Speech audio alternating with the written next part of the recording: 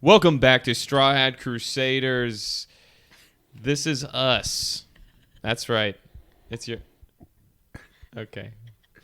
I'm going to start. Why the fuck did you stop? Yeah, what the fuck, Josh? Why'd you stop? I heard Keep introing. I heard laughing. I heard snickering. You're wrong. Go. Go. Welcome back to Straw Hat Crusaders. Oh, man. Okay, that was on purpose. No. You're just sabotaging. no, That's I was trying to do a fun. I always do fun You're just sound. I do a fun sabotaging my sound intro. effect at the start You of every understand intro. that sometimes like people like start, they see the thumbnail and they click on the podcast wondering what's this gonna be, and then they probably hear some crazy shit that makes them run away. All right. Okay, for real start? For real. But honestly, if you can't be you, then around these You know what, audience Josh? members, I don't want them to listen. Start That's the true. podcast. Go ahead and start. Welcome back to Straw Hat Crusaders.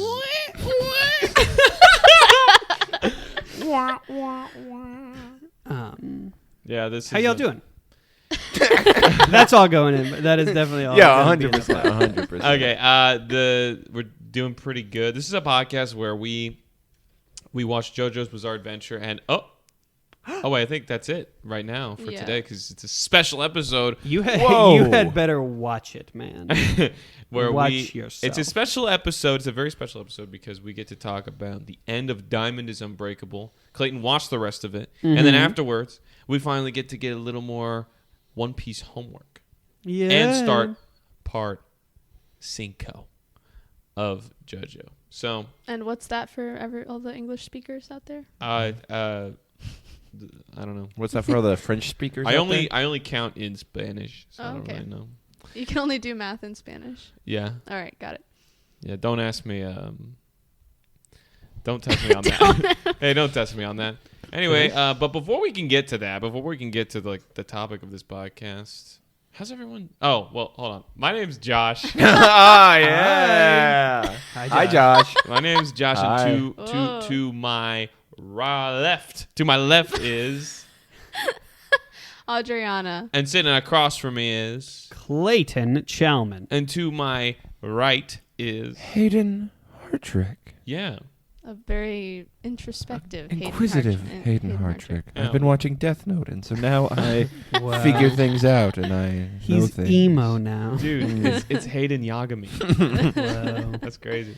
No spoilers for Death Note. I have not watched it. They kiss. Two guys kiss. Yeah. They Um, play in my tennis mind. and then kiss. Yeah, in my Aw. mind, they kiss. A how's lot. everyone been doing? How's everyone been doing this week? Good. We got free pizza today. We just got free. We went to a Mott Pizza in Austin, Texas.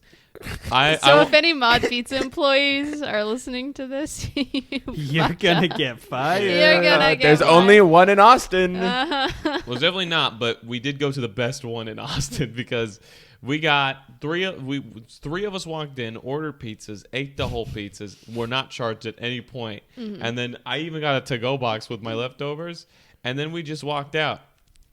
And So good day. good grief. And then fun weekend because we went to IkiCon Yeah. this last weekend. Yes. Me and Josh and Clayton did. And Hayden sat at home and ate his rock soup or whatever and was wrapped up in a little blanket and Wow. warmed his hands by Wow, the I tell you, I fireplace can't and- afford to go to the con, and then you're Oh, I just didn't mean like saying that. like I gotta eat rock soup. I guess I got a little blanket made out of just little pieces of thread, huh? I think didn't all even- blankets are made out of little faces of I didn't thread. even think about it like that. I was literally like, I was like, Hayden was home sad this weekend. I was like, what's the saddest thing someone could do is eat I don't- rock soup. Well, to be fair, Hayden was when I working. got home, Hayden was eating rock food. Yeah, that has nothing to do with the con. I do that every Saturday Right. night. And it's terrible for your teeth, man. But it's Wait, so wait. good for my gut. Wait, you don't get it. It wasn't rock soup. It was stone soup. The name of the book. You guys know what I'm talking. Please, No. please. No, you're gonna have to. There is a book called Stone Soup, and it's about someone who ran out of cabbage or something, and they're like, Grandmama, what are we gonna eat? and And the grandmama's like, well, don't you know all my years of wisdom? I know how to make stone soup, and they make stone soup. Is this in the Give a Mouse a Cookie universe? Because that's Maybe. the only one I Is really this know. in the Maybe. Grandma Swallowed a Fly? universe? It's one of those Oh. kind of books, yeah. Grandma swallowed a fly. Grandma Grandma swallowed a fly, and then so got we run made over her by a reindeer. swallow a Yeah. toad so that the toad could eat the Oh, fly. sorry, the old lady that swallowed a Old fly. la- yeah. There was an old lady who swallowed a fly. And she lived in a I shoe. don't Was this know the why. same old lady? How many old ladies are there? Because there's only I've only met 3. I mean, All right, Josh, go ahead and start the podcast. Anyway. How's everyone else? We went to a con. It was really con fun. highlights. It was awesome. What were the highlights? We saw some fans. What was everybody's favorite thing from the con? What- Hayden? Yeah. Unfortunately, Hayden didn't get to go to the con, but he was there in spirit. You know what? I'm not even being mean to you, so don't even ask. So I'm trying to be nice about it. God. What do you want me to say? We missed you out there, man. Yeah, we missed you wished out you there. were there. I even said if we see something that Hayden might like, let's get it for Hayden. But I didn't see anything that you would like, so you wouldn't have liked any of it. Until we went to They didn't the, have any anime have stuff there. any Don't worry about it.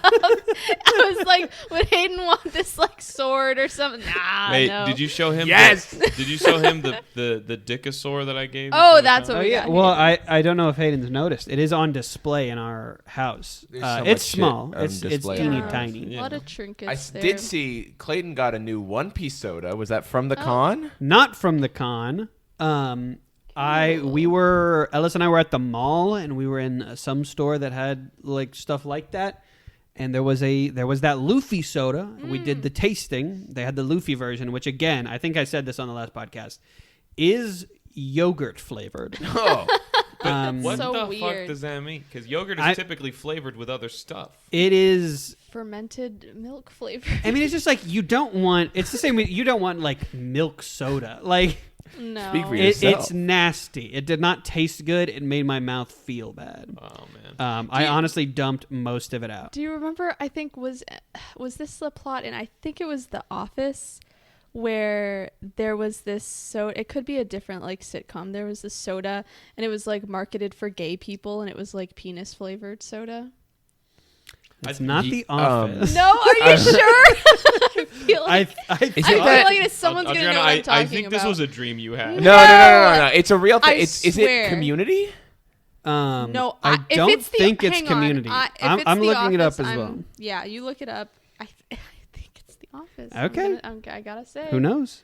It's The Office. I fucking knew Whoa. it. There you go. Wow. They're like, what do I was gay? thinking about I thought Hawthorne Wipes. just hearing that, I was like, there was no way It wa- that this is in The Office. It was but it is. Some guy's like, oh, what do gay guys like? Oh, penis. We'll make a penis flavored soda. I Mm-hmm. think best idea ever.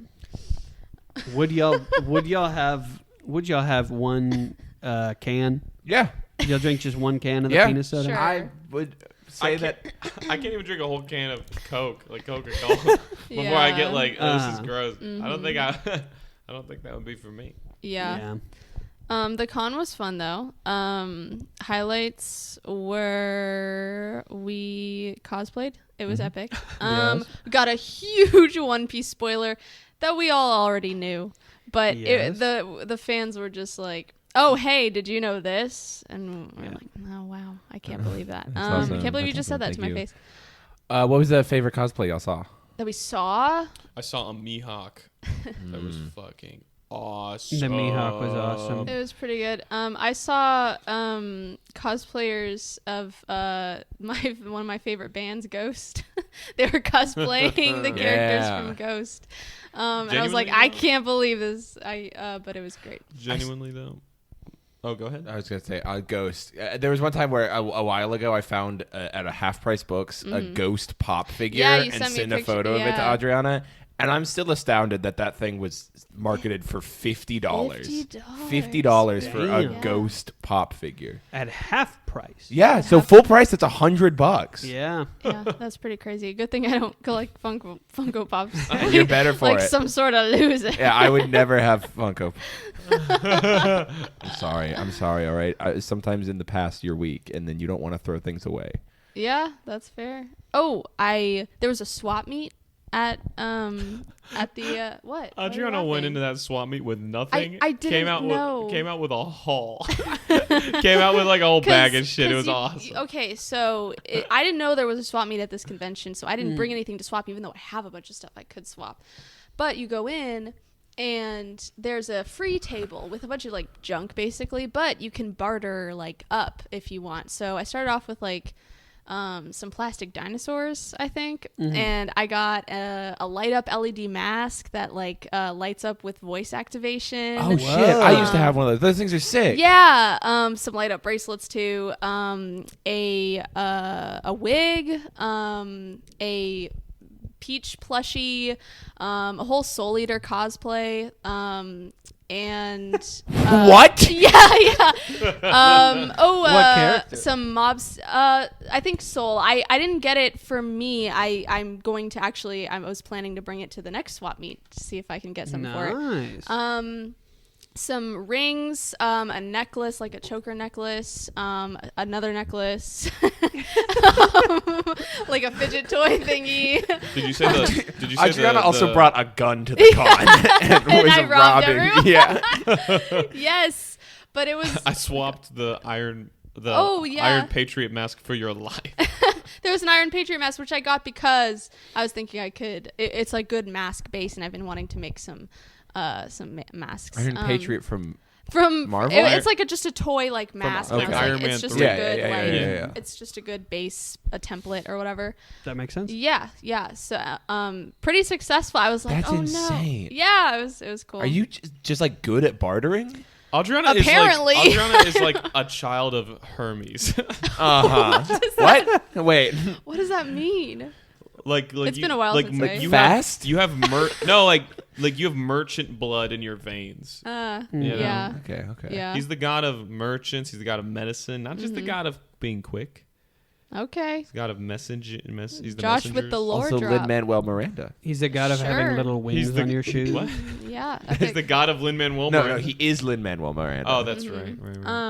No, it really. I think the secret really is to just go up and like talk to people and make conversation and then find out what they like and do that. There was someone had a sign that was like, I will trade anything for if you draw me a picture of Chozo from Jujutsu Kaisen. Hell yeah. I I whipped did that. up a great portrait of him. I saw it on your in story. Did you take a picture? Will you show me? Oh yeah, sure. I just I don't know him that well, but I drew him and then it ended up kind of looking like a mugshot, which I thought it was funny. Yeah. Oh my God, that's amazing. Thanks. Well, it's just from a reference I googled. Sure, yeah. But It yeah, does they look really like a liked it, mugshot, and they were yeah. like, they did really like it. And they said to pick 2 items instead of 1. So I was like, okay, sure. Whoa. Hell yeah. Yeah, listen, you got to use all of your little tally, take what you can get. Yeah. Everything at your disposal. Yeah, so I don't know. I guess I'm a genius or something. Whatever. What was your favorite part of the con? I had a lot of this was I haven't been to a convention like that in a long time. I dressed up and I just to get so Can't wait for you to tell them about that. Sure thing. So there was I hit several roadblocks in making my little cosplay. There is what's happening. Josh is unplugging us from the mainframe right now. Okay. Too far away from me. What How are about you this? doing, Josh? Oh, thank you so much. It's like hurting my neck. So I've never properly cosplayed before. I have in my life I cosplayed a Homestuck character, but a human Homestuck character. Yeah. So I basically put a shirt on. I basically put a shirt on and had brown hair. Yeah. Wish we could see that. Jesus. Yeah. Do you have any pictures? You've Actually, mentioned that I've so many looked. times. I don't think I know where any pictures are. Damn. I purposely didn't put any of it on like any socials or anything because Yeah, obviously. No, yeah. I was saying I wish we could finally see you with a shirt on for once. Is what I mean. Oh, I see what you're Yeah. saying. Mm-hmm. But I cosplayed as Mr. Buggy the Clown, Buggy D Clown. And I hit several roadblocks in the construction of my cosplay. I had a lot of help from Adriana, from my friend Ellis. And we put something together. My shirt, like the paint was kind of overlapping a little bit. The lines were not too clean. There were my shoulder pads I did not manage to get onto the jacket. And there was part of me that was like, I'm going to go in there and be the laughing stock of this convention. And so when I did go in and people like, I did like a little preliminary walk through and I had like 4 people stop and ask me for a picture. And that was, it was a very nice, welcoming environment. Yeah. It was very fun. I think most of the cosplay community is very like understanding of people, like people's differing experience levels, skill levels, and what's it called? Like financial ability when it comes to like, you know, cosplay and stuff. Like not everyone can, you know, is an expert seamstress or has the money to commission something like that. So it's pretty back like to money again. Oh, wow, you're always bringing you know it back. But I made a hat. So I made my hat. Adriana was working on detangling a wig for me, a Hatsune Miku wig. Which I fucking called it that we would use a Hatsune Miku wig for. And we can still get use out of that because Yeah. I want to cosplay Buggy again at some point. But I basically told her, I was like, hey, I don't want to make you do more. I don't want to make you do work for no reason. I don't think I'm going to have a hat in time, so don't worry about it. But then the night before, I did make a hat out of foam and spray paint. And I knew that I wasn't going to be able to paint the actual logo of Buggy's little thing, his emblem on it. And so I wrote, it's based off of, I think, a Chinese tourist shirt that is, it is all English but translated poorly. And so it's just a bunch of references to American pop culture. And so the entire text of the shirt, I believe, says, born to die, world is a fuck, kill 'em all, 1989, I am trash man, 410 billion, and a bunch of numbers, dead cops. This was just written on, and the hat you made was huge. It was a big hat. Comically large. So it was just a Buggy cosplayer walking around with that written on a big old hat. It was it was amazing. It was very fun. I enjoyed the hat. People tended to like, a lot of people stopped and they were like, hey, what's this say? And they were like, huh. Because it's such an obscure reference that yeah, no, I don't think shirt. I saw very few people that were like, oh, it says that. Most of them were like, yeah. What the fuck is this? But I think it still works even without the context. Yeah. I had several people that were like, oh, that's so funny. And then they saw the back of the hat where it says 410 billion dead cops and they seemed uncomfortable. Oh, whatever. Yeah. Have you read One Piece? Fan and be uncomfortable around dead cops? Something I really like about going to conventions is that you also get to see the creatures come out, because there are people.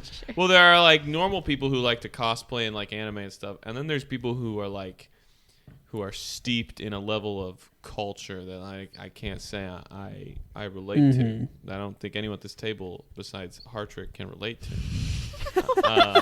I'm kidding. I kid. You are catching strays today, dude. Holy shit. But it's like there was at the convention there was a yokai market, which is pretty much an 18+ dealers hall. We walked in. We walked through for about 5 minutes. I saw everything we needed to see. There was someone who had like a doll, like an American Girl doll size doll, but completely naked and like. No, it wasn't completely naked. I saw it being sold on a table earlier, and I was like, "That's fucking weird," because insanely like huge boobs on this tiny little doll. And what the guy did was, the shirt that came with the doll, he was walking around with it on his shoulders with its legs, like, you know, just like you know, like a backpack or something. And like you would with your child. Yeah. Yes, basically. With the shirt pulled up, basically, so the boobs were out. Like, that's what that guy did. Yeah. And he did that, and he was interacting with people. And I never saw. He was walking around in public like he wasn't that was him. Yeah. Like, I want to know what kind of people they want to like that he wants to attract with that. You know what I mean? I think he's just doing it for him. I my have to like God. what goes on? What happens to that dog? Exactly. It's like the there's thought is terrifying. there's just no. Oh my God. Yeah, it is also sucked to kind of like go through, see some of your favorite characters. Yeah, And they are just like on a body pillow. on a body pillow, but not just like on a body pillow, but like all on fan made merch that has exploded their proportions to an inhumane degree. Yeah. To a point where you're like, why would someone who read this like, well, how does this like enhance? I mean, you know why? No, I know, but it's like, why even have the character be that person at this point? It doesn't look anything like them besides their hair and the shirt they're wearing. Shameless. You know? We saw shameless Yeah. activity, shameless behavior at IkiCon. which you know that is seemingly kind of a place that promote. Like I think that was meant to have shameless activity, Well, right? I honestly, from my experience, both with cons in general and with IkiCon specifically, I don't remember the last IkiCon, the ratio of like just shamelessly horny stuff to normal fan stuff like being that high. Sorry, I meant in the yokai market, but no, you're totally right. But I meant in general, even in just the normals dealers hall, it was kind of bad. I mean, I'm not here to shame kink. You know, I'm not here to weigh So in. you mean kink shame? No, to he's talking about his away. friend King. Yeah. My bad. Listen, I'm not here to weigh in about kink and pride. Okay, I'm just here to say that This really is actually the same. Anime pride. This is the same as discussing the controversy around kink and pride. No, listen. If there's gonna be a place to have shit like this, it's gonna be an anime convention. But I saw we were gawking because we saw like an 11-year-old child in that yoga. Oh my God! Oh, yeah, man. terrible. Like just wandering around, just looking at. Did something. they not have like an Because I told y'all about the one at Gen Con, right? I think so. Yeah, they have a. You have to have like a you have an badge, ID, right? or you have to have like a bracelet. Okay, yeah, but okay. So me and Jackson were getting our 18 and over wristband or whatever, and I was like, "Oh, I'm here for the 18 plus wristband," and he just starts putting it on me, and I'm in Robin cosplay, he's in Sanji cosplay, and I was like, "Aren't you gonna ask for my ID?" And he's like, "I believe you," and then he puts it on Jackson, and he's like, "It's Robin and Sanji, come on." And then on top, yes, that's what he said. That's crazy. Like, what He's like, does that oh well, mean, guy? Robin is, she's 29, totally. so here you go. Like, what? And then before that, when we were getting our badges, I was with Jackson, and it was the same guy, by the way. And some other guy checked us in. Jackson only got a Friday pass. I got a weekend pass. And then the other guy left, and then that same guy came up, and he was like, "I don't know what y'all got. Here's these." And he gave us both weekend passes without even checking what kind of like badges we were supposed to get. And so Jackson got a free weekend pass just because he was cosplaying Sanji, I think. Nice. that guy really liked our cosplay. Sanji is a Hell known. yeah. Sanji's a known weeaboo. So that kind of Yeah, makes sense. yeah. Yeah. Something also, I don't know like what this is about. When you're at an anime convention, I think like, I don't know if y'all go through this, but I've noticed that immediately I start breathing through my mouth more without even thinking about it. Yeah. But like, and for a okay, minute when wait. I was in the swap meet, for some reason I was like, oh, I'm breathing through my mouth a lot. Why? And I started breathing through my nose, and I remembered like why. And I don't know what it is about anime and manga and otaku stuff that makes people like averse to wearing deodorant or grooming. But at like 10 seconds after I started breathing through my nose, someone walked by me that made me start coughing. Like, and I, like, as someone who I That's had, rough. as someone who like Wow. smelled so bad, I hadn't smelled someone that bad since high school. Yeah. Like that was crazy. That's actually insane. We went to the arcade for a bit. Oh yeah. And I remember, as Buggy, I was wearing something that was basically pinching my nose shut for pretty much any time I was on the floor. And I remember we sat down to play All-Star Battle R, the JoJo fighting game. Yeah. And I took my little nose off and was like, oh. There you go. Yeah, I smelled pretty bad. Yeah. I didn't want to say anything. Yeah, it's okay.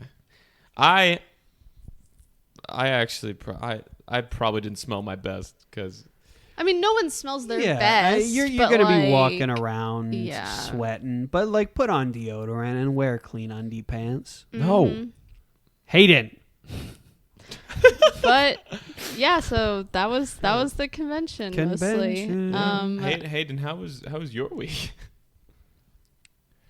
What'd you do? What did I do this weekend? You watched I started 20 watching episodes of I Death did. Note in 2 days? I started watching Death Note like 3 or 4 days ago, and I'm almost done with it. Epic.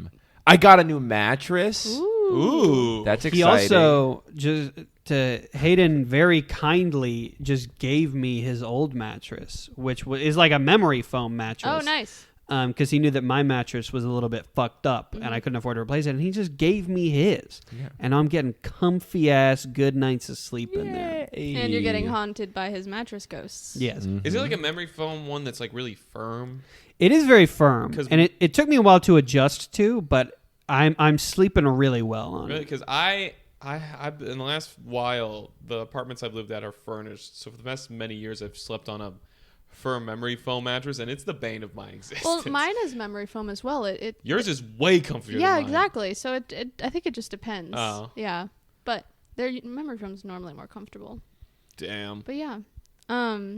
Well, that's all, dude. I'm happy for you, man. Yeah, New mattress yeah. is that's a game changer. It's fine because I don't know if I brought this up on the podcast before, but when we moved into this house, I was really excited because I had a little bit more space, and I was like, you know what, I'm gonna get a new bed frame, and I bought a bed frame for myself, and I was like, cool, I have like some space. I'm gonna get one with a headboard. I'm gonna kind of get like maybe a bit of a nicer bed frame. I bought one that has like a plug in the bed frame, so I can like charge my phone. I don't have to connect it to the wall. It was awesome.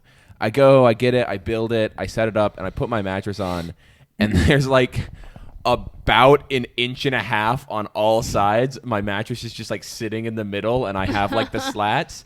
And it turns out I thought I'd been sleeping on a queen size mattress for the past 3 years, and it had been a full the whole time. Wow. And so now Damn. my mattress fits on my bed frame. Thank Amazing. God, man.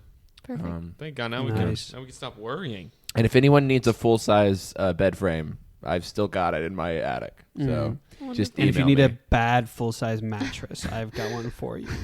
Nice.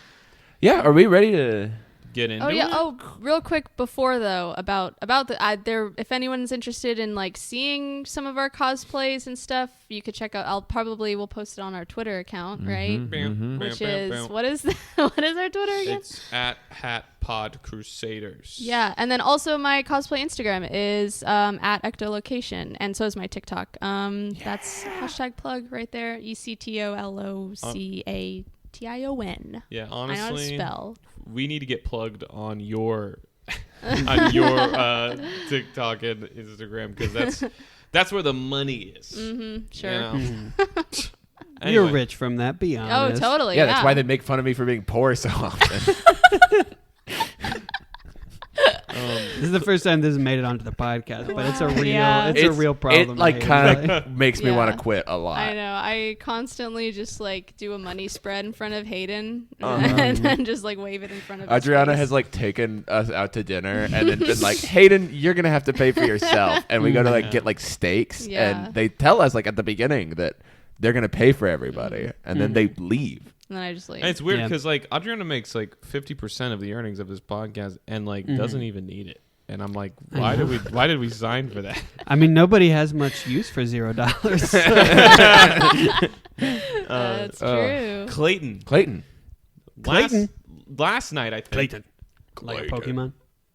Isn't that cool?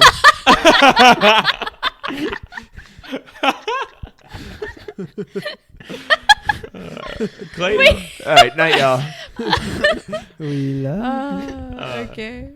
If we Oh, could- shout out to Ari. Shout out to Ari. Shout out who's to- Shout out listening. to Ari is Ari. one of my con friends. That I Yeah. met through conventions, and she was like, "Oh my gosh, I'm into One Piece now because I've been following along with y'all's podcast."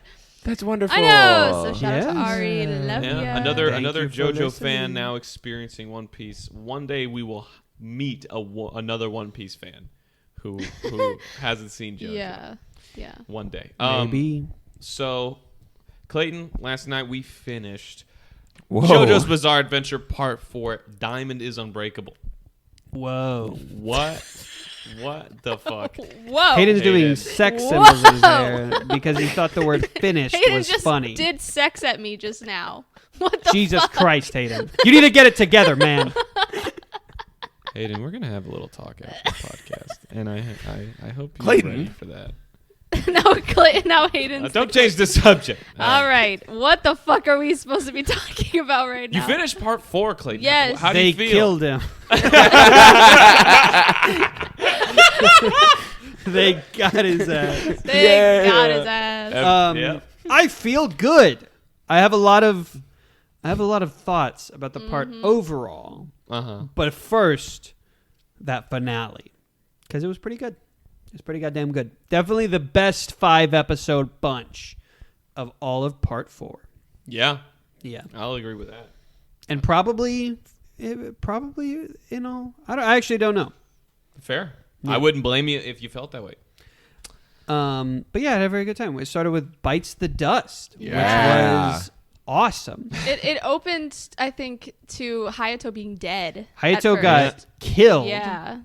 dead, and I was like, because I didn't know his game yet. I was like, yay! Clayton didn't like Hayato. I did it- not like him. It took me a long time to warm up. He had to really put some work in. Yeah. He had to Like- sacrifice his life multiple times He before. truly did. Clayton was like, I guess he's okay. No, Hayato is awesome. Like Yeah. He really is. Yeah. He was calling the shots and telling Josuke how to fight a stand battle, and he couldn't even see the stand. No. Yeah. Oh my God, you're right. Yeah. Honestly, Josuke's a dumbass. But yeah, Hayato is dead in a closet. And things are really bad because he happens to be dead right when Rohan and Jotaro, I think, are on the way to talk to him. Rohan. Well, okay. Everybody's about to go look for him. Yeah, Kira's dad, who is in a photo and flying Yes. around, has been catching wind that Rohan and Raimi and Koichi put together that they need to talk to Hayato because he was suspiciously videotaping his own father. Uh-huh. So, little twist of fate there. So, yeah, pretty much. Adriana, that's so inappropriate. Can I? Y'all are being really immature right now. What are you talking about? It's not like Clayton just made a kid's toy and is playing with it from Yeah, Cane's Clayton. right What's now. my name? What's my name? Did I just call him Clayton? You did. Holy shit.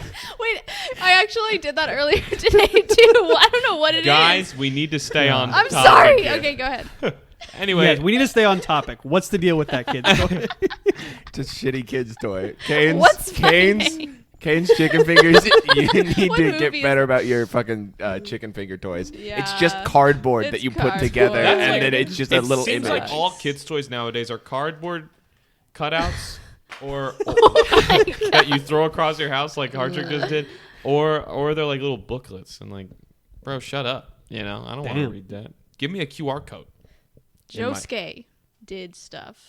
Yeah, I didn't mean to He did, derail. he did. What just happened? Kira gets stabbed by that gosh darned arrow, Yeah. which Yeah. crawls out. Now has a mind of its own. It seems because it crawls out of the picture on its own. Yeah. I gotta tell you, I sure would have enjoyed it much more if Bites the Dust had just activated on its own. Really? Yeah. What do you mean?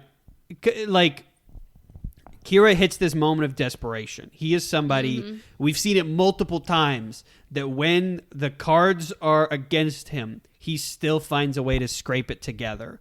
And if this is the reflection of his soul, I think I totally would have accepted it and preferred it if when that happened, when he was fucked, he developed a new stand ability on his own. And that's where Bites the Dust came from. I understand that sentiment completely. That is just not really how stands will ever really work. I guess Uh-huh. it's narratively possible, but in the already established rules of the story, not not realistically possible, but he did the next best thing basically, which was in his moment of desperation turned his soul into a magnet for that power up, kind of. You know what I mean? So that's I guess. I don't know. Koichi kind of does his stand evolves. Yeah, well, it happens to reflect his own character as a guy who's nascent, you know, as a nascent character arc. Whereas Kira is established, he's set in his ways. And the way I look at it with Bites the Dust is if you look at it from like the holistic standpoint, Bites the Dust is just fate trying to beat Kira. Like Bites the Dust is the arrow kind of works as in tandem with like this force of fate in JoJo.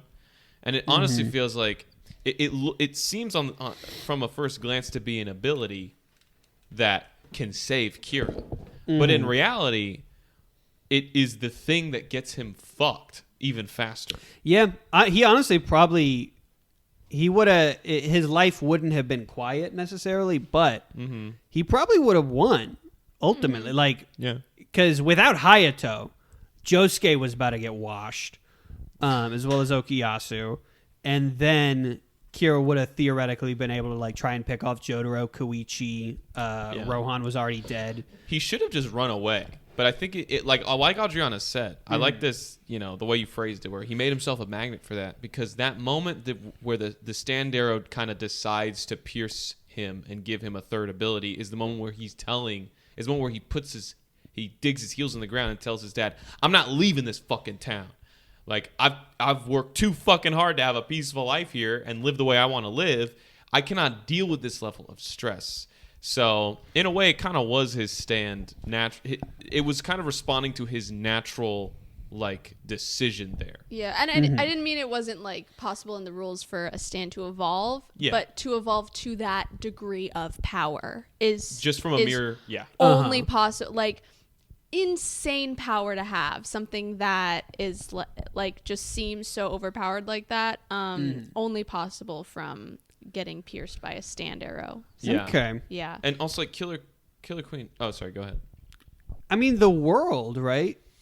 Dio had that, and that's like ridiculous power. And then Jotaro, for example, had that, but he didn't know for a long time. Well, I guess, yeah, it's a powerful power, but I wouldn't say it's as overpowered as something like Bites the Dust, because it's only for a few seconds. If Dio got pierced by the stand arrow, then it would probably be like something crazy, like unlimited, you know, you could stop it for an unlimited amount of time. Also, I should say, it's one thing, a lot of the times we've seen stand users have these crazy power-ups is typically when stands are still new to them. Like when they have the natural power-ups, right? We had just seen Koichi get his ability. It started off as a fucking egg, right? When we meet Jotaro, you know, it took him 50 days to figure out, oh, I can stop time after he got his stand. Kira had his ability for many, many years. It would kind of not be believable if all of a sudden he just was so desperate that it just formed naturally. And he already had I bet sheer heart attack was a power up of its own, you know? Yeah. And what's the other one? Well, he just has has his normal bomb, yeah, and then he has the second bomb, which is sheer heart attack, and then he has Bites the Dust, his third bomb. Comes with a major caveat where he has to implant it in one person, and then he can't actually use Killer Queen while having Bites the Dust activated. Dude, what if he did just leave Hayato dead and put Bites the Dust on oh my gosh, what's her name? The Shinobu? Mom. Yeah, Shinobu instead. His mom. That might have worked better. Well, I think it makes sense because like Hayato, his body still would have been evidence that he would have to like deal with, and Shinobu would still be able to tell them my son's gone, even if she couldn't tell them. Yeah, but if she were interviewed, you know. Yeah. Also, because theoretically he could just go to her and be like, "Hey, by the way, my name is actually Kira," and then of course she's gonna be like, hey everybody, his name is Kira and he killed my son. I don't know. It also seems like it was vengeful. It was almost vengeance towards Hayato to put him in that position. Exactly. It was spiteful. Kira is such an interesting, fucked up little guy. How do you bad boy. After all of this, how do you feel? How do you feel about him? He's kind of the bad boy of JoJo's. He ends his life on the ground, all crumpled up, licking this girl's hand, acting like a pathetic weirdo. Mm-hmm. And I think that makes a lot of sense for him. The moment, like the first moment right before he bites the dust, I really enjoy sitting with him in that like just really like fucked like freak out moment where he is like, how am I going to get away with this? It really like takes you down to his level for a minute as you're watching this absolute monster try to get away with murdering a kid. Do you like his haircut? His new hair. I liked his first hair, and then he did this second hair, and I was like, man, that sucks. Yeah. And then his third hair is better than the second one. Yes.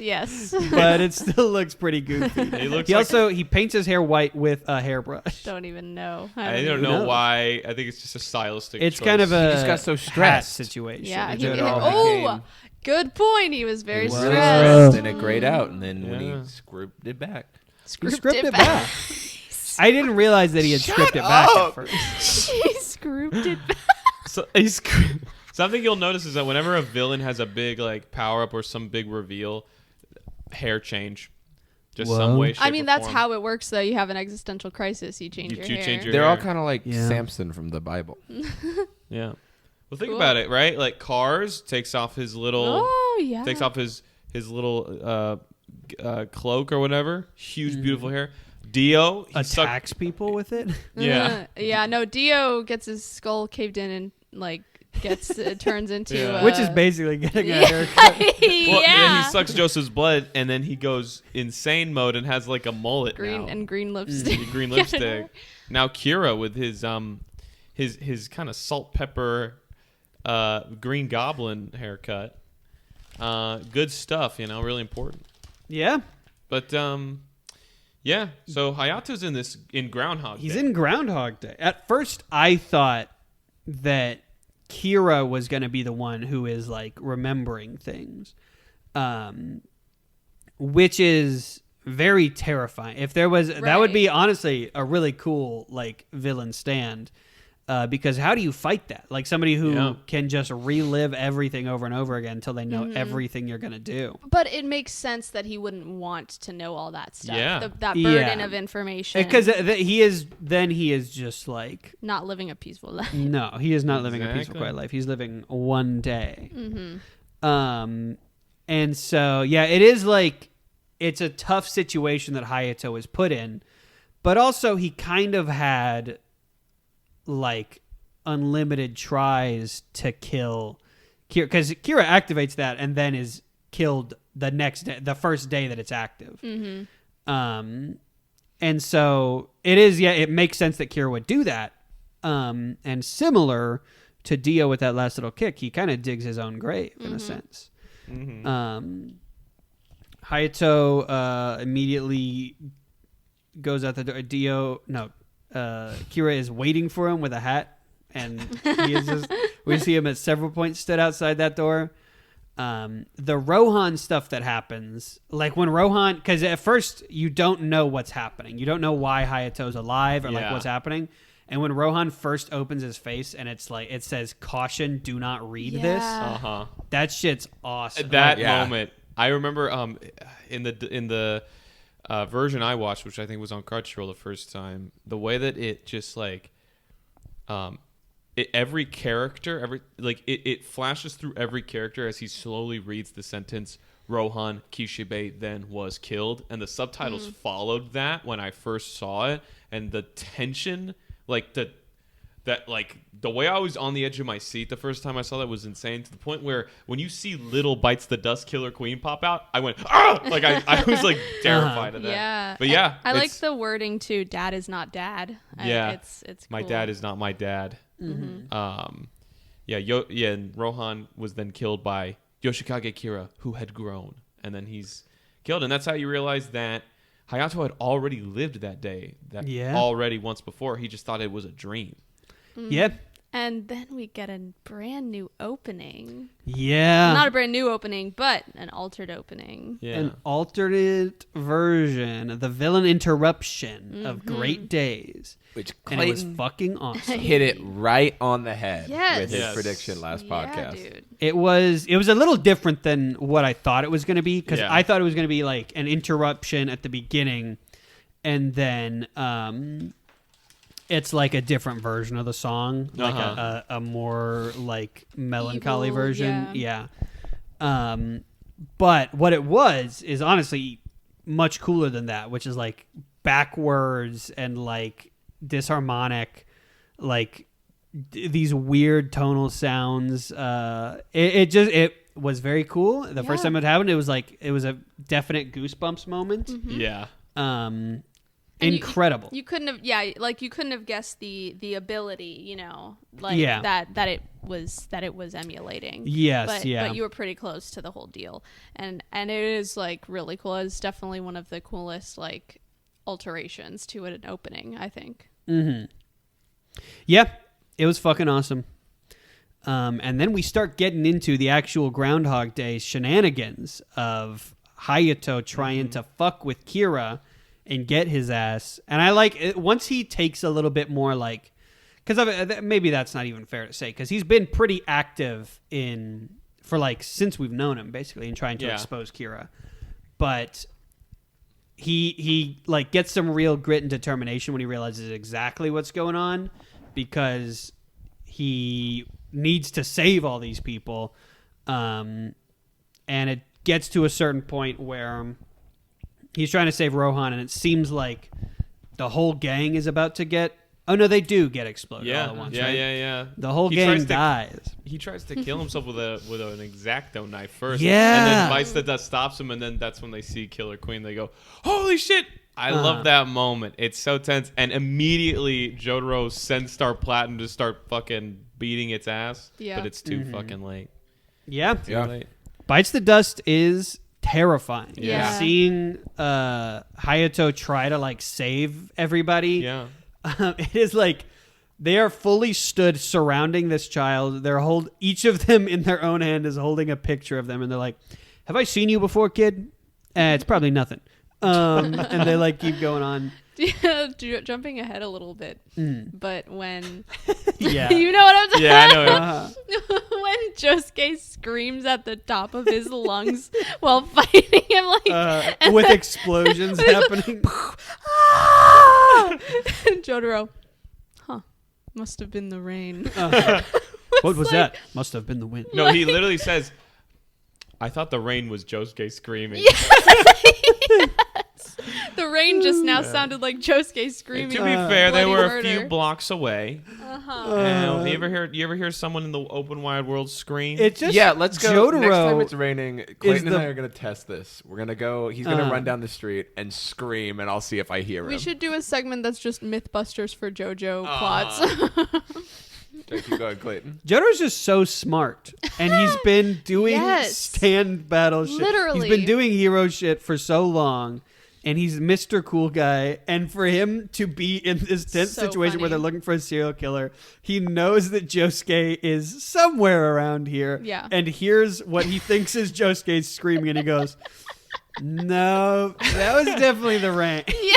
It's like, It was- do you want to check? Maybe do you want to go check? Like, There's are you in a hurry? No good explanation for that moment. Which makes it the funniest shit. I think it's like, I guess it was the whole reason they showed the scene was to establish that why they wouldn't hear Josuke and all the shenanigans, because it is raining.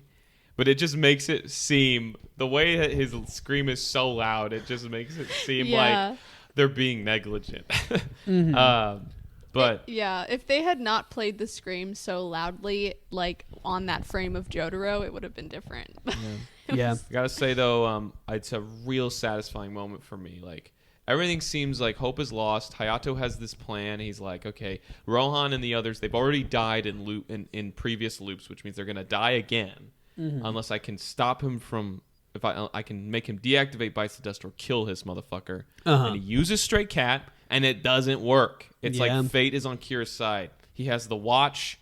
Because there are fixed moments of activity, in this loop that are now bound by fate, right? Like the tea cup breaking, him kissing Hayato's mom on the cheek, Hayato now being like torn open as a book. It's always going to work out seemingly in Kira's favor. And then this motherfucker is like, yeah, you'll never beat me. Yoshikage Kira, I'm fucking invincible now. But Hayato had called Josuke behind the scenes. And now Josuke just happened to get there in time to hear his name.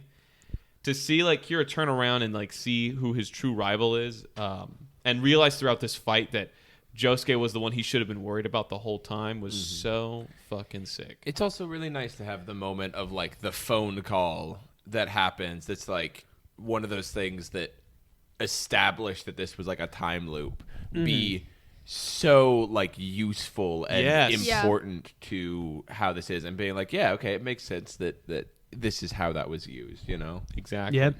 Exactly. It was awesome. Okuyasu gets exploded and dies. He dies. He fully literally dies. It tells you Okuyasu is dead. It says that. It says that. Well, yeah. Josuke says Okuyasu's dead. There's no like official narrator. No, but it's written in the subtitles at some point. Anyway, but yeah. So did you believe it? It didn't seem like it. The only thing that made me kind of go like, is he? Is that is that I was feeling the exact same way for Avdol's death. Yeah. Yeah. And so Okuyasu's in his little bloody puddle, and Josuke has his whole throwdown where he's like dealing with these air bubbles, and Hayato's helping him. And Josuke's about to heal Okuyasu, who had been turned into a bomb by Kira. And Hayato dives on him, and he's like, they're like going back and forth. Josuke's like, well, I have to heal him. I just have to. I love this fucking moment so much. Yeah. Oh my God. Hayato dives, and he's like, I'll be the one to touch it since you can't. Then Hayato explodes, dies into a billion pieces, just so Josuke can fix him. Yeah. That was the moment you were like, okay, Hayato's fucking awesome. Yeah, that was that is MVP moment. Right Yeah, there. Like they would be absolutely fucked. There's several times that Hayato completely wins the day, but that is probably the biggest one. Yeah. And so Josuke heals Okuyasu and carries him around, and he's like, oh my gosh, he's dead. Of course, he's not dead. I like that moment though, where it's at first Josuke just will not accept that Okuyasu's dead, and it's really heartfelt for me to see him like this guy who he earlier in this part was like, "You're a fucking annoyance to me. Like, get out of my face, motherfucker," or whatever. Now is like he's crying at the thought of like his best friend being dead. So much so to where he was willing to almost die just to heal him and be exploded. Sorry, I was also, they mentioned at some point that we're just following you because you killed Shigechi. You know? So they're like, there's still. I like that they mentioned that at least. Yeah. You know? Shigechi got avenged, and that's the important part in all this. He was one of those hands that was carrying Kira away at the end. Yeah. And then eventually Josuke kind of accepts that he's dead, but I like that interplay where Hayato's kind of like the more mature one for an 11-year-old. And he's like, listen, we have to focus on killing this murderer. Yeah. Your friend is dead. And he's like, shut the fuck up. I'm crying. He's not dead. Hayato's got his eye on the ball at all times. Yeah. And Josuke, of course, he's doing great too. But, you know, he's always, throughout the whole series, he's a very emotionally focused guy. Yeah. And so he's not gonna. He knows that he can't make the smart play because he's got to kill Kira himself. And so that leads to the fight in the house, which is awesome. So many good moments when it's revealed that what's his name, Yoshihiro? Yeah. Is in the kid's little jacket. That's awesome. And then especially when Josuke takes the phone and is like, he's walking 3 meters away. Yeah. And tricks Kira into killing his own ghost dad. Good stuff. Yeah. Yeah. Really good stuff. Josuke is so smart in this fight. The him making the blood homing missile by putting his blood in the glass, and especially the glass looking like a little heart. Oh yeah. beautiful, wonderful stuff. He punks Kira twice with that. It's awesome. Sick stuff. Also, when he heals he restores the concrete that's in his shoulder to merge with the concrete that's a bit further back so that he can get away from the bubble. And then he uses that to not only carry himself, but also Okuyasu and Hayato away from the explosion. That's just Ouchie. fucking Yeah, metal. like I said, that hurt. That gotta hurt. Josuke gets so fucked up in this battle. He gets 2 big pieces of wood stuck in him. And then later, when the ambulance gets there, the nurse, the EMT or something is like, "Are you hurt?" And he's like, with that piece of wood sticking out of his arm, bloody, kneeling on the floor, just shakes his head. I like to imagine he was I'm being good. sarcastic, because what a stupid question. Yeah, he has blood all over his body. It's Also, Josuke just has to like deal with heal from that normally. Yeah. Like he doesn't have anyone who can heal him like that. Having Josuke around, really, because in part 3, shit like that was happening pretty regularly. Yeah. But it would just lead to them being like, ugh. But Josuke can just go like, all right, let's reset this shit. Yeah. Polnareff being entirely engulfed in flames and then not being out of commission for like 2 years. Well, I like to think that's because Silver Chariot has armor. That's why he. Oh yeah, okay. Sure. Yeah. I don't know, but I don't want to talk about. You want to talk about Polnareff? The way that flames work in JoJo is a bit interesting. No, I love Polnareff, but they get fucked up in different ways in Part 3. They don't get this level that Josuke is. Maybe Jotaro with Dio, kind of, because he gets tossed around the whole city. But like, Josuke's just got planks sticking out of him and just has multiple explosions that he takes to like the face. So, Josuke kind of backs Kira into a corner, starts wailing on him, and just when you think Josuke's won, a stray cat was protecting itself with some bubbles. And then, oh my God, it's over. Kira's won. Right? He won. He did. Won. Oh, wait, no, he didn't. What?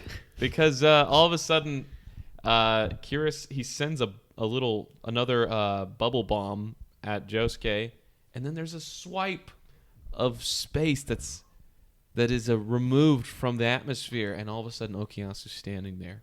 Yeah, That I love the sound look effect. on his face too. Yeah. Where he's like he's got like this very peaceful like blank expression as he's just stood there, and the hand like absorbs the bubble. He's also like using the hand more effectively than he ever has. Yeah. Whereas like he's using it to such a degree that Kira is fucked. Like that he has no way to do anything anymore. Yeah. He swipes Stray Cat out of his belly. Uh-huh.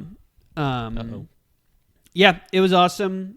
His little thing with Keiichi is very touching. It was nice. I was a big fan of it. Later on, in a very emotional moment, Okuyasu is stood there with his dad, who,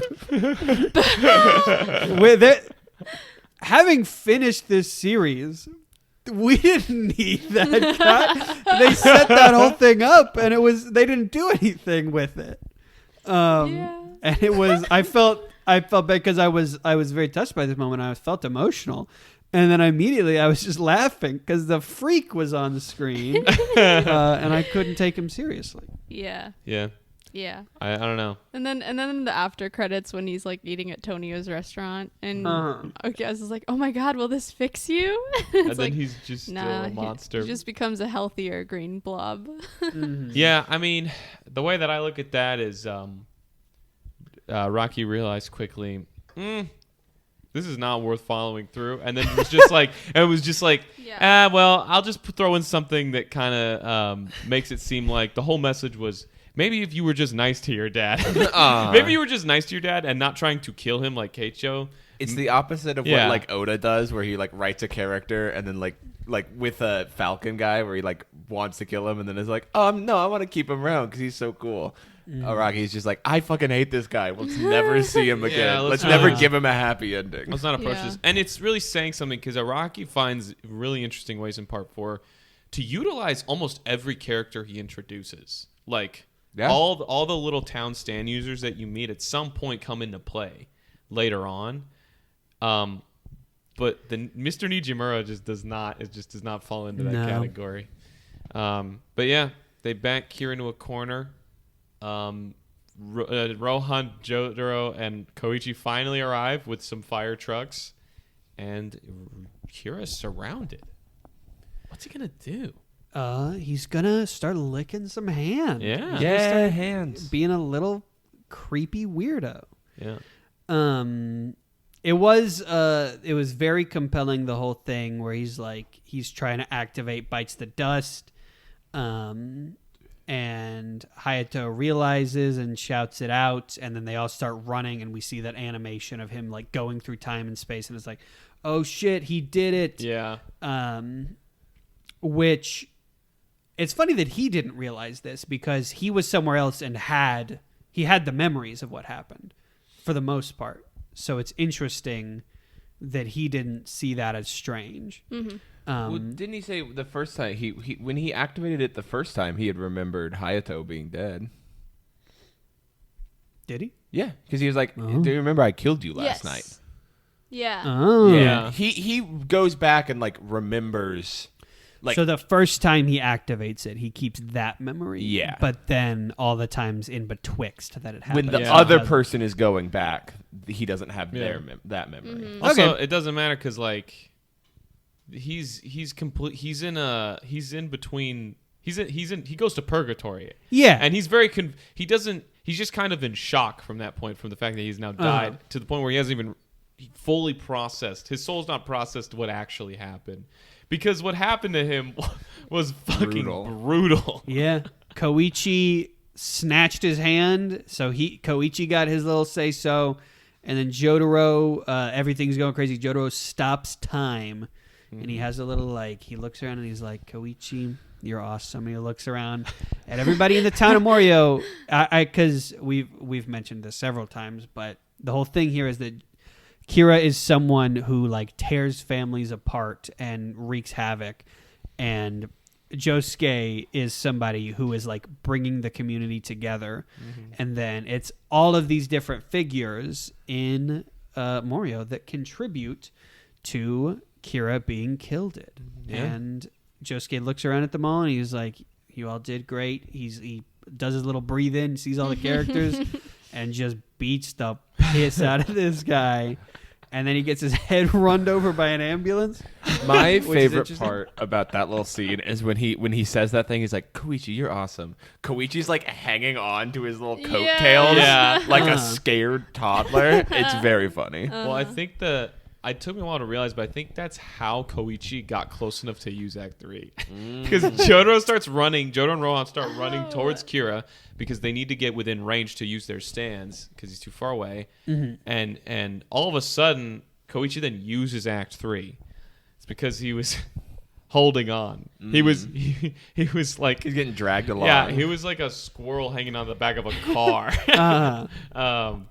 But... yeah, really satisfying. I watched the scene where Kira remembers from Raimi that he's been duped, and then actually sees the switch up of, oh no, I died because Jotaro beat the hell out of me and I got killed by an ambulance. I've watched that scene so many times I couldn't even count, because I was just like, it's just such a satisfying way to end it. And then of course we have the little the little tag at the end where Raimi gets to get her final vengeance on him too. Yeah, I'm really glad that Raimi got the last word on him. Yeah. It's very satisfying. It feels like that had to be how it was done. And the dog even got a piece of him. He bit his fucking hand off, which was awesome. And then he gets dragged away by those things, which I think is great. It did make me wish that they had not also done that to Cheap Trick, because if they had not already used that against an enemy, I think it would have felt a little bit more awesome to me to see Kira get dragged away. But it was still really satisfying. So ironic was though hands. that it was hands that it was dragging.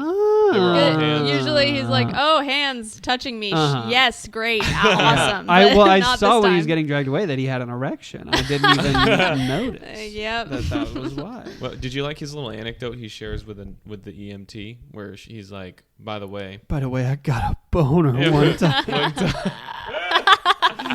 when I saw the Mona Mona Lisa, Lisa. the Mona Lisa is now a huge Like, thing. It's a huge meme now in the inside joke, community. yeah. That's why Da Vinci painted it, was to have it used in JoJo. He loved the first part so much. Yeah.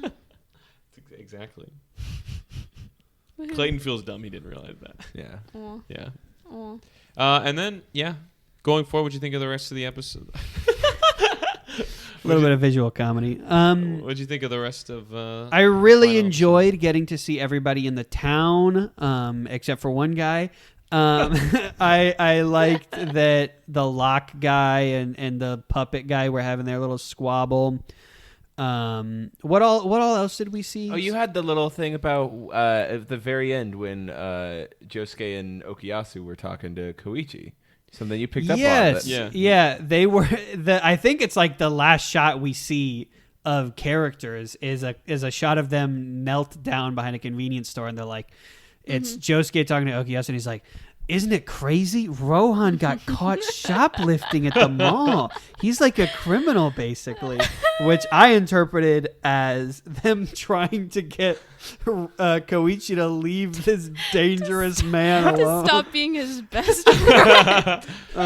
I never thought of that. Yeah, me neither. And I love that. It's funny. That's actually, that little moment is an anime original. Oh? Yeah. Just where they're kneeling down in front of the store. But it feels so in line with part 4 of that. I would not have known that had I not been told. We also saw Koichi and Yukiko holding hands and having at and the Angela dating Rock. at the Angela Rock. We see Yuya also at the restaurant, feeling radiant with his girls. We see... He's awesome. I Yeah. fucking Yeah, love I him. love Yuya's Yuya. great, dude. I mean, we have not seen him treat those women badly. Really. That's true. Like he does. He They- is very nice to them, and they they love love him. They love him. They love him. He even knows when they're on their period. Yeah.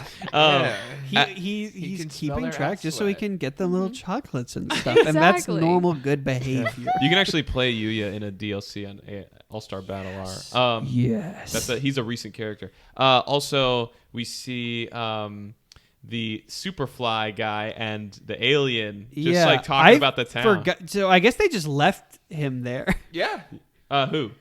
Alien guy. What's his name? No. He was Oh, he he was was just visiting. chilling Hanging there out by there. choice. He was just visiting the guy. Okay. I thought he was still stuck there. And I was Oh, like, no. No. damn. The Only user, one person the has stand to user be. is still stuck there, Yeah. and also Okay. he wants to be there. Like he decided the only reason he helped them was because he had a moment of like, oh, Kira's dad will help me assimilate into normal life. Uh-huh. But Yeah. and then what of course else? you see And then you get a little boat. You get a little boat. You see Joseph Yeah. with his new adopted daughter, the invisible baby, and Jotaro, and they're actually talking. They're talking. So surely Arctung baby is going to come back in some way. Do we know a name of this baby? her name is Shizuka. Okay. Joestar. Shizuka And Joestar. I'm gonna let you know right now. You're never gonna see that baby again. Damn. No. Well, It's of course actually- I'm not going to see her. Yeah. It's actually a joke because every time like fans try to speculate about like, oh, what's this new character gonna be, or like, oh, like what's the next plot point? It's Shizuka coming back. Yeah. It's never. That's It's never never gonna Shizuka. happen. It is. Joseph didn't do anything pretty much this No. whole time. No, not really. It wasn't Um, his part. It He wasn't had his part. And yeah, he took part 3 to successfully pass the torch on to Jotaro, and then Jotaro did the same thing in part 4. And Yeah. Yeah. I was surprised that he didn't. I expected him to have like a moment of some sort, right. but That was kind at of the just the end baby arc. there, him on the boat, like giving his little monologue about the golden spirit that these people have. Yeah. That's pretty cool. Yeah, I liked that conversation Yeah. they had. It was He's it like, was- it's like when we went to Egypt together. Yes, I love when they Yeah. And the mentions music, the that. same music that plays at the end of part 3 is playing there, which gets me in my little boy feelings. Man, I going. love Joseph. Yeah. Me too, man. And you know who else loves Joseph? His son. Yeah. And you can tell because he steals his He wallet. steals his wallet. It was awesome. That was such a good moment. It's so good. It's so fucking Yes. Oh, and even more importantly, Jotaro passed his thesis about starfish that he wrote during during this whole time. He was writing a thesis about starfish. He got his And master's he got his degree. master's degree. Fish. There's a meme. You There's have stolen my heart. oh yeah. There's like a meme that's like, I'll just show it to them after. Yeah, yeah. It's just a funny little it's video. a stupid little meme. Anyway, yeah, and then we have Josuke do his final little pose that shakes the He frame. hits the throws post so ass hard. He throws his breaks ass the out. world. He started like a mother quake of Yeah. And also we see before that we see Hayato and his mom and his mom's waiting for her husband to come home, and Hayato's like, and she's like, well, eat your food, and he's like, I'm gonna wait with you because he just doesn't have an appetite. And we hear Koichi narrate like, yeah, Kira really took a toll on this town, and Shigechi's parents will always wait for their son to come home, and Hayato will always wait for his real dad, or Shinobu will always wait for a real husband to come home. There were some consequences. There were some deaths this season, but Well, he was a serial killer. all of our main characters seemingly, Except survived. for Cinderella. except for Aya, yeah. seemed to survive. Yeah. Except for Shigechi. Yeah. Man. Yep. Yeah. The real main character. Right. Does he come back? When we do the ghost part, where it's just all the ghosts. Part 10. Yeah. Don't play with JoJo's Ghost Adventure. I would love that. Yeah. I Yeah. would. There's a whole. Most fans, I think, would want something. I'd love just I would- one episode where Dude. it's just a bunch of ghosts. No, like, it's all playing the poker. characters that have died Uh-huh. throughout the parts. And they're just sitting around a table. That would actually fuck so hard. Araki would- Oh, they would fuck. So They hard. would Yeah, fuck. a lot of them. Yeah. I don't think Araki will ever do anything that obvious, as much as I'd want him to. Is there anything else about analyzing part 4? Oh, before we. Well, I mean, I guess I want to hear your thoughts as a whole about. Now that we've discussed the finale thoroughly, and we know about Wallet Josuke, now we can talk about just your part. How'd you feel about Diamond is Unbreakable? I loved a lot of Diamond is Unbreakable.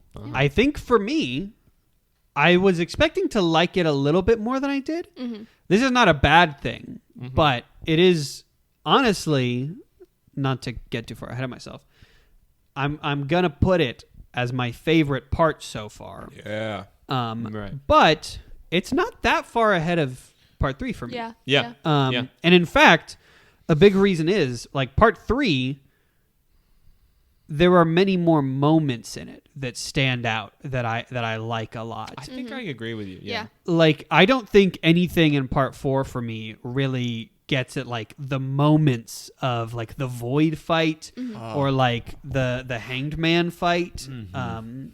All of that was just there was a lot that I think part 3 just delivered a bit more on, and I think the characters, especially in part 3, I felt a lot more connected to the Crusaders, I think, than I did to the main characters of this part, and I enjoyed them. But I think part of it is that they just I didn't really see them like struggle as much. Yeah. Yeah. It's more about which vibes. is of course gonna like Yeah. get me a little bit more endeared and like rooted to them. I still of course love Okuyasu and Koichi and Josuke, but I think like Okuyasu's death, presumed death, did not affect me quite as much as like, for example, Polnareff's fake out death or Iggy and Avdol's actual deaths. Yeah. I know what you mean. Although I will say I do think that part 4 on average has maybe more interesting fights by a little bit. I think by a lot of bits. Yeah. Because that is why I would still put it above part 3, is that the stands are like here. And I assume I have much yet to see. But like part 4 is leaps and bounds as far as stands goes above part 3. Yeah. As well as just like, again, the characters of part 3 I enjoyed, and there are moments of part 3 that I enjoyed more than this. But Araki is really showing off like how much he has grown as a writer in part 4. Absolutely. And he's telling very compelling narratives in the long term, I think, that make a lot of sense. There's a lot more setup. Yeah, absolutely. Bites the dust. You wouldn't see anything like that in part 3. No. Mm-hmm. It's just kind of like, oh, we go from fight to fight. It's more about like part 3 is more of a story where they're building the relationships of the boys through random agents of Dio that they're fighting. Mm. This is more of a full circle narrative. I think is like, because I'm something of a critic myself, but I would be remiss if I did not mention, looking back at the 4 parts we've had, like just comparing part 4 to part 3, the fact that Araki did this right after that is insane. Yeah. Yeah. Like, he is undoubtedly one of the greatest to ever do it. Oh yeah. And I can't wait to see what else he can do, because this isn't even supposed to be the best part. No. Not in the opinion. That's at least the Definitely opinion at this some table. people- honestly, Some people, yeah. part 4 is like it definitely it is. Some people part 2. Some people are big part 2 truthers. Part 2 truthers, yeah. And I'm a part 1 truther. There you go. there are those too. I won't argue with anyone unless I only argue with people who hate on certain parts. I don't argue. If you love a part, keep loving that part. Yeah. Yeah. I had a question for you, Clayton. Yeah. Just before we go into the full, more breakdown stuff. So you had mentioned earlier in an episode about feeling like Kira, after having him get like his shit rocked in the earlier part, that you were worried about him being like brought back. Do you still feel that way at all, or do you think that like having that villain introduced early on was something that ended up working for you? I think that what I thought was going to happen kind of did happen, but I don't think it was a bad thing. I think that Kira never was, he never again felt as like intimidating and imposing as he first did. Right. But by the end of it, it did not feel like they were up against this big world-ending threat. Mm-hmm. It was more about like, because like ultimately once Jotaro got there, he was going to finish it. Yeah. But it more became like, when dealing with this desperate, dangerous weirdo, were they going to be able to protect their loved ones? Mm-hmm. What was he going to be able to take away from them? I think he still worked very well as a villain. Would you say? I mean, I would say that like it's kind of the same with part 3 in terms of like it's more about they're doing this to save Holly mainly. They just happen to protect the world from Dio. Yeah. The last time we had a quote unquote world-ending threat was Cars. Mm-hmm. But like, I don't think anyone at this table gives as much of a fuck about those stakes as we did about part 3 and 4 stakes. Yeah. You know, I mean, at least in my honest opinion. True. I don't know. How do you feel about Kira as a whole? In terms of villains, typically by this point, it's a common held opinion that Kira is one of, if not like the best JoJo villain, main antagonist. How do you feel like he stacks up? Kira, I think, is probably my favorite. Dio is, because we've only had 3 in total, because it's been Dio twice, of course. And I believe that Kira, is probably my favorite. Dio's up there. Oh, yeah. But I more think that Dio is funny. Like, Kira is genuinely just like scary. He's a freaky guy. Yeah. And I enjoyed him. Yeah. Yeah. I think Kira was the first like legitimately, for me, the first legitimately compelling main antagonist. Like, I enjoyed Dio a lot, but not because he was complex or portrayed as particularly complex up until this point, you know? Mm-hmm. But, yeah, why don't you tell us your updated... actually, hold on. I'm sorry. Does anyone else have any thoughts about the entirety of Part 4 that they want to get into, that they feel is pertinent? I've never thought.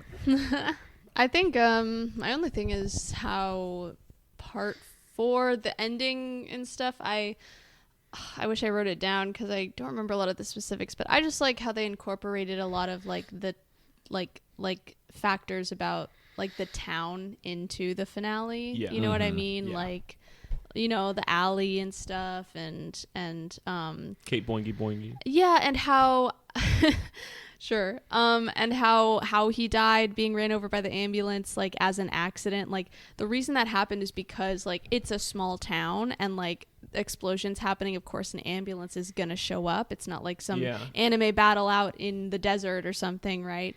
And if, you know, you murder some guy in broad daylight, even if he's a villain, it's a small town. No, you know, the guy walking his dog who witnessed it isn't gonna know that, you know, he was evil. Yeah, it's so You're not gonna see the ghosts punching each right. other. Yeah, exactly. So it made sense that, you know, how it ended that way and stuff, and and like, you know, the him holding that girl hostage and everything. So yeah, I don't know. I just thought it was like a good way to incorporate the setting of part 4, and the setting of part 4 is like, you know, everyone says like Morio is like one of the characters, but you know, stuff like that. Yeah, I really love Morio and the way it's incorporated, and how it almost feels like a way for Araki to explore like and criticize even like rugged individualism versus community. You know, and also I just love looking at Morio. They made it so beautiful in this part, in this adaptation. It's so nice to look at. Yeah. It was more of a JoJo's Bizarre Summer rather than it was a JoJo's Bizarre Adventure. But I think that's okay. I think that's fine for Araki, who's generally unpredictable, to just decide to do that for a few years. Yep. Yeah. Absolutely. Are there any critiques that you might have? Because you were pretty critical of parts 1 and 2, and of course you had a few things to say about part 3, even though you really enjoyed it. Anything in particular with part 4 that stands out for you? I think my critiques of part 4, I've already kind of said. I think obviously the slice of life is like kind of the whole thing about it, but at a certain point when there was not much happening, I started to feel a little tired of that. Yeah. But ultimately, by the end of the series, I think, you know, I saw what Araki was going for, and I think it did contribute to, like, the emotional payoff. So, you know, yeah. Okay. And how about the next thing? Are you excited to start part 5? I'm very we're excited done to start with part part 5. Again, I've told y'all all this individually, but I think from what I know about part 5, I feel like it could mean great things for me. I'm very pumped. Yeah. I would love to get in your predictions, but should we do some of those rankings first? What rankings? I thought we weren't going to rank the parts until... I was going to ask you about his updated stand ranking for part okay. 4. Yeah. Yeah. Also, I guess we kind of know your part ranking. I would assume it's just 1, 2, 3, 4, given from what you said. Pretty much, yes. Yeah. I'll say number wise. I'm just gonna shoot them off real quick. I've moved things around a little bit. Part 1 for me, I didn't want to be too mean coming out the gate. You know, part 1 for me, I'm probably gonna say is like a 3. Because I think every time I've given it a rating, it has gone down by 1. Buddy, you need to read it or rewatch it. That's all I'm saying. I will never rewatch it in a billion million. That's what I said. Yeah. That's what I said. Part 2 is a 5, and that feels kind of mean. There's a lot I like about part 2. Yeah. You can say decimals if you want. 5. So yeah, I'll say decimals. 4.9. Okay. Part 3, I think I had as a 7 last time, and I think that's where it belongs, right at a 7. And part 4 at an 8. Cool. Just some real quick stand rankings from part 4. Should I do my 3 favorite and 3 least favorite? Yeah, sure. Love it. Yeah. All right. My top 3 least favorite stands. Number 3, Stray Cat. I don't like him very much. Number 2, Aqua Necklace. You know, I don't even totally remember what was going on with him. And my least favorite stand. I'm actually surprised that this is the least favorite one, but looking back on it, there were just so many good. Most of the stands in this part were pretty good. My least favorite is going to be Surface. Okay. I just thought it was a little boring. Yeah. Okay. I'm going to say this. My top 3, surprisingly, by the end of this, not going to include Mr. Killer Queen. Wow. Whoa. That's great. That Killer Queen is going to fall right to the 4. Okay. And I will also say this. I was only going based off of what I saw in part 4. Star Platinum is 2 down from that. Okay. Yeah, that makes we didn't sense. see a whole lot of Star That's Platinum fair. in this part. Right above that, by the way, just to mention a Bad Company. Pretty awesome stand still. My third favorite from this part, The Hand. Awesome stand. Okuyasu's awesome. Great design. A step up from that, Enigma. Enigma's awesome. It's so cool. It's up there, like, it's an all-timer for me, absolutely. That's a unique favorite, but I mean, it's very valid. I like it a lot. And then number 1, of course, Crazy Diamond. And I think Crazy Diamond for me is like, I don't know how I would put it next to like Star Platinum. I think they're both awesome. Yeah. Also, after that, these episodes, Great Days, I have it my number 1 spot. Wow. yeah. It's awesome. Yeah. Then Bloody Stream and then End of the World. Woo. Damn. Yeah. Damn. Okay. So those are my quick little ranks of all my JoJo's bullshit. Before we get Amazing. into predictions for part 5, this will kind of lead into that. Why don't you tell us how you feel about Josuke compared to his predecessor JoJo's? I like him a lot, but that's still going to put him at my 3rd favorite of all of them. Knew it. I, of course, like him more than Jonathan, and I love Josuke, but he's no Jotaro to me. Oh, yeah. And he's no Joseph. And like right now, I still can't really like give a definitive decision between Joseph and Jotaro. Yeah. Yeah. They're both so good. Yeah. Oh, my God. And I mean, I could, but that's just me. Yeah, and I know that. I know that, And buddy. we know that. And we know that. Did your love for both Jotaro and Joseph was it enhanced by this part at all? I would imagine. I would say so. I would say so. Yeah. I enjoyed watching both of them. Obviously, we didn't get a whole lot of Joseph, but it's really cool seeing adult Jotaro. He's awesome now. He was awesome before, but he's cool now, too. Yeah. And what do you know about the next one? What do you know about our next little Giorno guy? Giovanni. He's a mobster. He's a mafioso. He's related to... I think I've said it on the podcast, but still. I don't know what his stand is. I've said this before. Yeah. I thought always, in my JoJo knowledge, I always thought that his stand was fixing things. I thought it was Crazy Diamond. Oh, right. But that surely can't be the case. So what's it going to be? I know it goes... Imagine if I had the reaction to that you do whenever I know a One Piece spoiler. I know that there is a character named Bruno.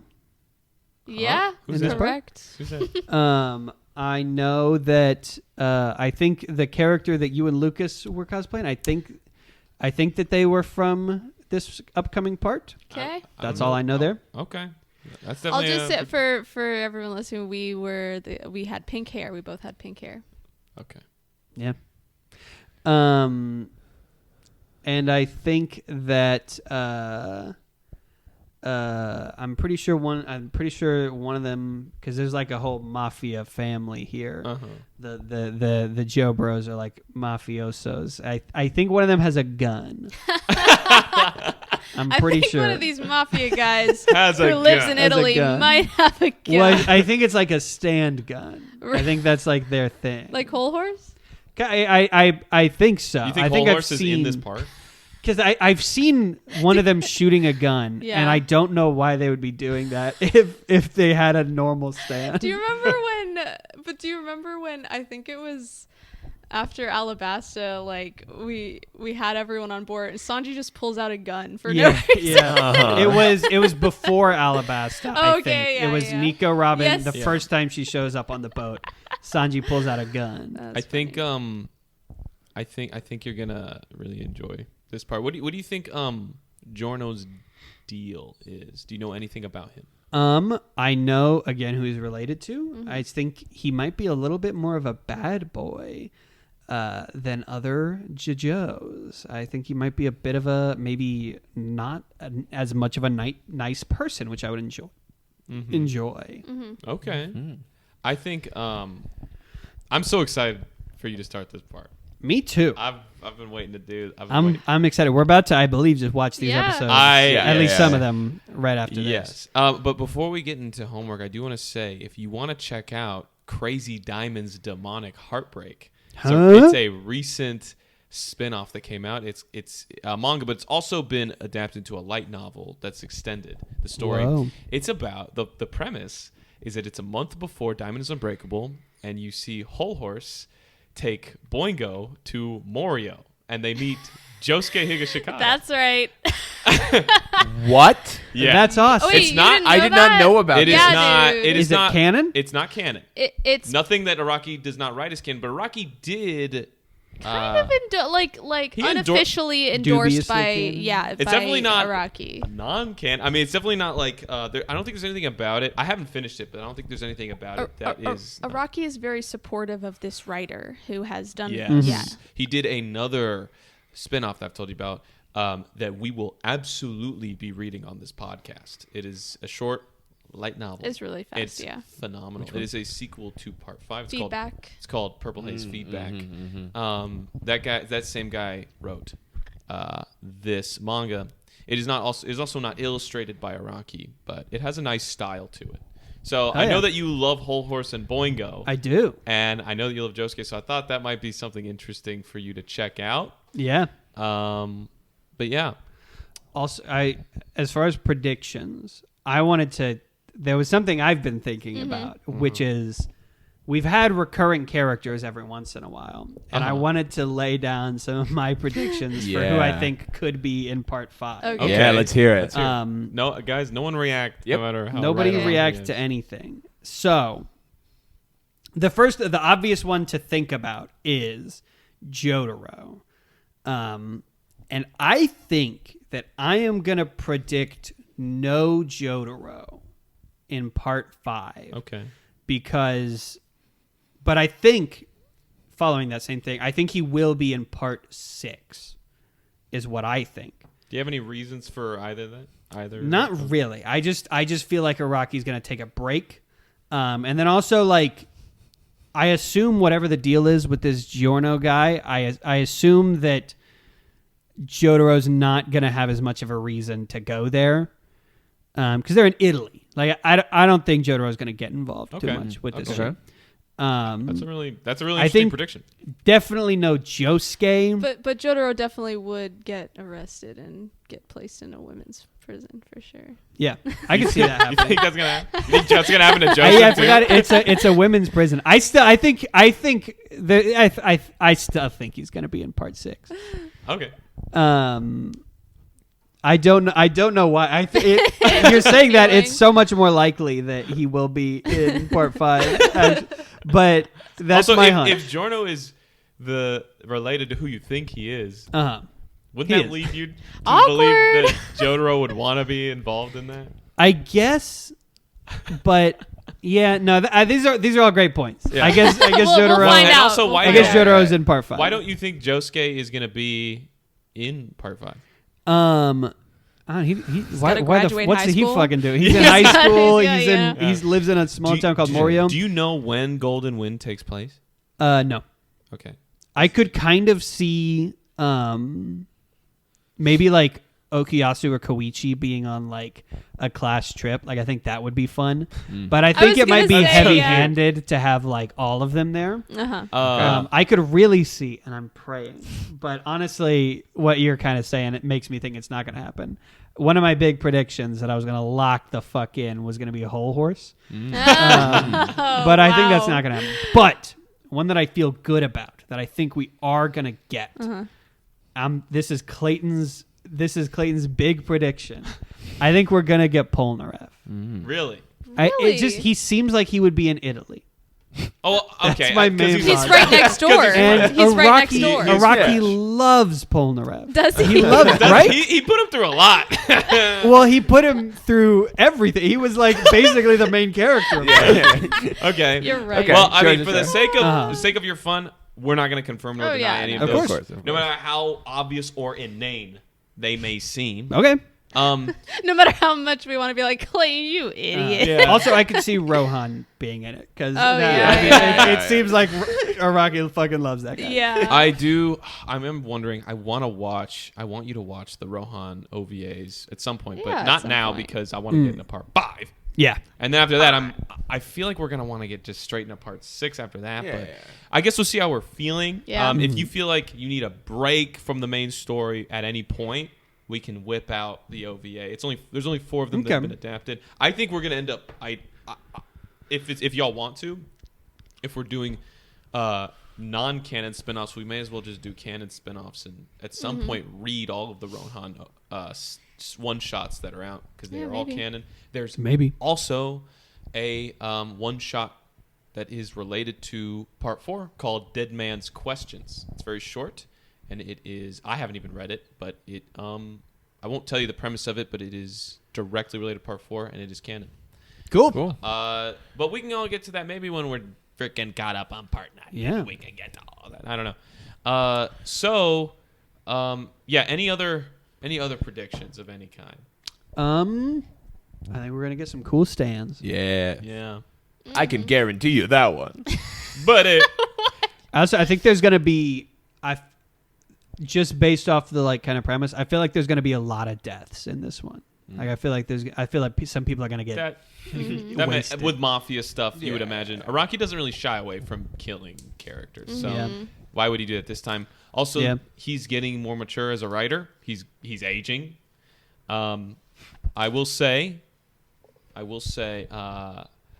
really find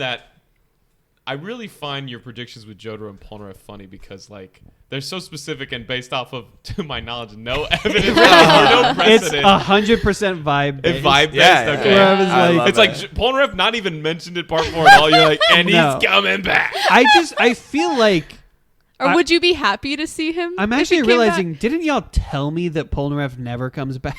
I y'all don't say that? We're not gonna talk about. I don't know. We're not gonna talk about. Look, I was not remember trying to saying suss that. things out. No. I was just going I was looking into my heart and seeing what I felt. It's just like you're kind of coming around to the fact that Polnareff is the best character, and your heart wants it so desperately bad, Yeah. and maybe your just brain hasn't caught up to your heart yet. Would you be happy or disappointed if your predictions came true then? Or, I would love to see Polnareff. Are you okay? I just didn't know if you were saying that because it's like, oh, I think Polnareff's gonna come back because I want him to come back. I'll say this: I think I don't want to see too much of Rohan in part 5. Yeah. Do you not like Rohan? I Oh, do you have enjoy the same the way he's opinion as, used. Okay. Oh my God. Wait. What? No. Continue. Because I would. That'd be so funny if we had the same opinion on Rohan because I feel like we have some of the same opinions on so many things. But What's your opinion of Rohan? Is I think similar to yours, where it's like he's a little shit, you know, and He's so fun though. He is so fun, but there are some Rohan dick writers that I just can't relate to. I think including Araki himself. Yes. when Rohan is around, I enjoy what that means for the characters around him. Absolutely. More so than I'm like, what's Rohan gonna do? Yeah. Oh, so do you not want to read the one shots or watch the OVAs? I would love to eventually, because Okay. I bet there's other characters that I love in there too. Probably, right? Maybe, and maybe even new characters you might really like. At the end of the day, though, he is an icon. He is the moment. He is a fucking icon. Yeah. Also, I forgot to ask your ranking of the part of the Morio Warriors, the part 4. The part 4 Morios. Yeah. If you want to rank them. So I think there's 5 characters I was ranking, right? Yes. All right. Last place, Rohan Kishibe. Yeah. So again, love him, but not that much. Koichi. The top 4 for me are all characters that I like. Fucking love. Yes. And so Koichi being so far down is nothing against him. But I just liked more from other people. Number 3, if you can believe it, number 3 is going to be Josuke. Again, loved him. He was great in this. But he was a little bit outshined for me by Mr. Okuyasu. Yeah. Oh my That's gosh. interesting. I really, really enjoyed from this part. I hope we see more of him in some way, Mm-hmm. because I know that as far as I know, from what I know about different things that we've talked about, we don't have too much time to get like cameos from people. I think you're making some assumptions there. I think I am, but sometimes you gotta assume. Number one, Yeah, there's only Mr. Jotaro. Yeah, let's He's fucking just awesome. go. He's Yeah. fucking awesome. There, no one can be. I'm still at the point. I will tell you whenever characters come close to me, but I need you to know that, like, whenever I tell you that a character is second only to Jotaro at any point, or like, you know, I love this character so much except for Jotaro, I need you to know I'm gonna say that with the most praise, because to me, from all the characters you've met so far, like, here's all the characters. Josh is gesturing vaguely to the wind. Right? Yeah.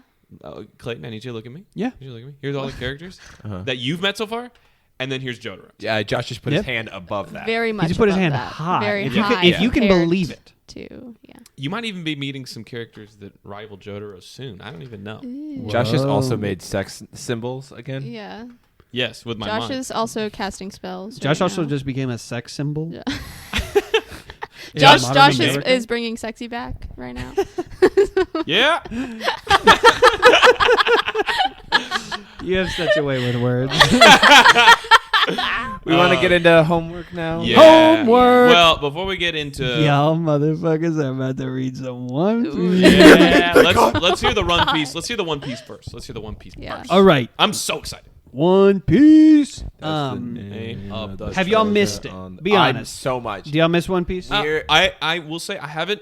Watch I think it. I've been so satiated with what we just got, and I've just been like riding the wave. And also I've been so busy last I've week. been insanely I've busy. been so busy. so- I haven't had. It's kind of been a relief that I haven't had to like focus on reading a bunch of chapters. Mm-hmm. But I'm definitely at the point where like if I have to go another day without it, I'm just gonna be thinking about it. Yeah, Yeah. I'm just gonna be thinking about been it. really antsy about it because where our last chunk of chapters ended was after the first chapter of a volume. So there's been a volume sitting on my shelf with a little bookmark in it, just for like a week, 2 weeks, and I haven't been able to read anymore. Also, the premise of what we're about to go into today Yeah. Yeah, I'm really is excited. so exciting. Is exactly at what at this point we should be getting. Halloween Town. Halloween Town. What I mean, I'm assuming that's what we're getting. Maybe. But apparently, it's also we're going to be going through a Bermuda Triangle type place, Uh-huh. and then allegedly going down into the depths of the ocean to an island under the water. Fishman Island. Which Yeah. So what are we What's the goddamn reading about homework? that? So, here's what I'm gonna do. I'm gonna do expectations a little bit first. I won't harp on it too much, but the arc you're going into, very controversial. One of the most controversial in One Piece. A lot of people think it's very fun. A lot of people think it's very boring. I think that there's a lot of very fun stuff in it. There's a few things that don't work for me. There's a few things that I think are really going to excite y'all. And the things that y'all are already excited for are, I think, going to be delivered upon. I'll give you that for free. We're going to have a lot of fun with that.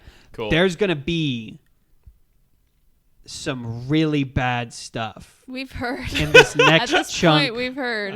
There's going to be something that's just a real bummer that happens. Okay. In the next chunk of In chapters? this next chunk of chapters, if I am not mistaken, there's going to be a real bummer. Okay. I'm so excited to know what this is. Yeah, it's not going to be fun. Clayton's Clayton's shaking in his boots because he thinks one of us is going to read whatever it is and like send a bomb to his doorstep Yeah. or something. He's almost considering ending the podcast right now. Yeah. Okay. But hey, this is truly like people. If people quit after this arc, they are the guy that's about to reach the gold. Right on the other side of this hill Okay. is Really? like fuck city, Okay, baby. got it. We are going to be reading chapters 442 to 459, I believe is the correct numbers. Yes, 442 18 to chapters. 459, 18 chapters, That's and like- exactly 2 volumes. We're doing just the next 2 volumes. We're kind of back on a volume schedule. Fuck yeah. For now, while it's convenient. Okay. Yeah. Thank you. What about JoJo Part 5? Golden what I Wind. assume we are about to do together is watch, if that's the plan, is watch the first 4 episodes. Wow. JoJo's Bizarre Adventure, Vento Oreo, or Golden Wind. I ain't calling it that shit. It's Italophobic, but Uh-oh. also, italicized. I'll let you know right now because I don't think it's ever really. I don't think it's stated in the anime for some reason. It might be stated in the manga. The part we were just in takes place in 1999.